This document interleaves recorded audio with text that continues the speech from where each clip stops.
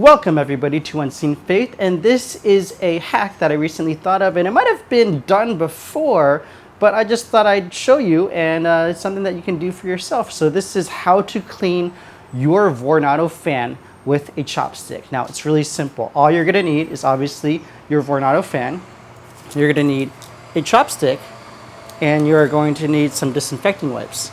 So what I am going to do is just simply take the chopstick, and all you need is one in this case. I'm going to set all this down here, and I'm going to take one disinfecting wipe right here. Now I'm just going to lay this out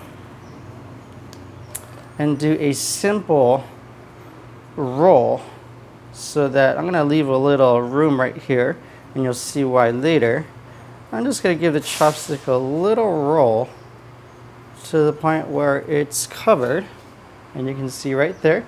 Now I'm just going to start going in between each of these holes, and what you're going to see is that it's an easy way to get into these vents. And also, if you really want to dig in there, you can kind of leverage the chopstick to get into those blades, and it's just a really easy hack. So it's something that anybody can do.